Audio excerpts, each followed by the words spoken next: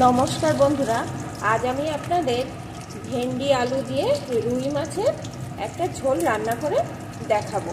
তার জন্য দেখুন বন্ধুরা, এখানে আমি 3 পিস রুই মাছকে লবণ হলুদ মাখিয়ে ভালো করে ভেজে নিচ্ছি। মাছগুলোকে আমি এপিট ওপিট করে একটু লাল লাল করে ভেজে নিচ্ছি। আর এখানে আমি কয়েকটা ভেন্ডিকে টুকরো করে কেটে নিয়েছি আর একটা আলুকে টুকরো করে কেটে নিয়েছি। এখন বন্ধুরা, আমি এই রেসিপিটি কেমন করে করছি প্লিজ একটা লাইক দিয়ে দেখতে থাকুন। আর আমি কিন্তু এই রান্নায় কোনো রকম মশলা ব্যবহার করব না। মাছগুলো কিন্তু আমার এপিট ওপিট করে লাল লাল করে ভাজা হয়ে গেছে। এখন আমি মাছগুলোকে তুলে নেব। ভাজা মাছগুলো তুলে নিয়েছি। এখন এই তেলের ভিতরে ভেন্ডিগুলোকে দিয়ে একটু ভেজে নেব।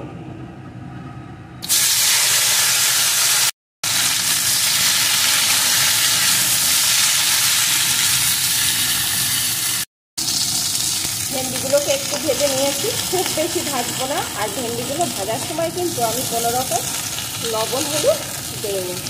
এখন এই ভেন্ডিগুলোকে আমি তুলে নেব। ভেন্ডিগুলো তুলে নিয়েছি। এখন কড়াইতে আমি আরেকটু সর্ষের তেল দিয়ে দিয়েছি। তেলটা গরম হয়ে গেছে। এখন দিয়ে দেবো একটা শুকনো লঙ্কা, একটু গোটা জিরে। এখন ফোড়নগুলোকে একটু লাল লাল করে ভেজে নেব। ফোড়নগুলোকে লাল লাল করে ভেজে নিয়েছি। এখন এর ভিতরে দিয়ে দেবো টুকরো করে কেটে রাখা আলু।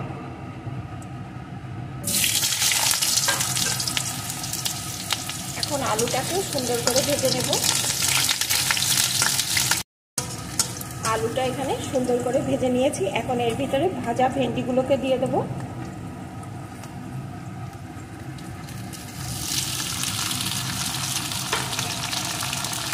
এখন দিয়ে দেবো স্বাদ মতো লবণ, পরিমাণ মতো হলুদ গুঁড়ো, 4টে চেরা কাঁচা লঙ্কা। এখন আবার একটু ভালো করে এগুলোকে মিশিয়ে নেব।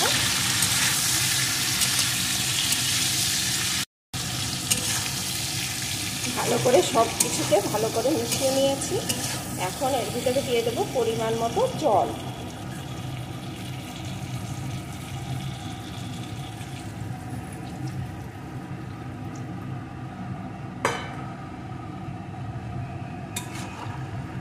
এখন এটা ফুটে ওঠা পর্যন্ত অপেক্ষা করব।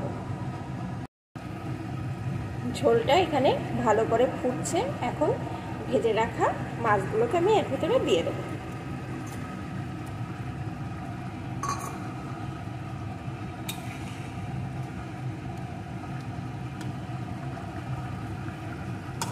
এখন আরও কিছুক্ষণ ভালো করে ফুটিয়ে নেব। ভাজা মাছ দিয়েও আমি ভালো করে ফুটিয়ে নিয়েছি। এখানে আমার আলু, ভেন্ডি, মাছ সব ভালো রকম সিদ্ধ হয়ে গেছে। এখন কিন্তু আমার তরকারিটা রেডি হয়ে গেছে, নামিয়ে নেব। বন্ধুরা, এইভাবে যদি ভেন্ডি আলু আর মাছ দিয়ে ঝোল রান্না করেন তবে দেখবেন মশলা দিয়ে রান্না করার থেকেও ভালো টেস্ট আসবে এবং খুবই হেলদি রেসিপি।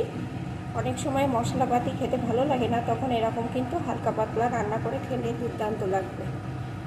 এখন আমার রেসিপিটি রেডি, আমি নামিয়ে নেব। আর আমার এই রেসিপিটি কেমন লাগলো বন্ধুরা প্লিজ আপনারা কমেন্ট করে অবশ্যই জানাবেন।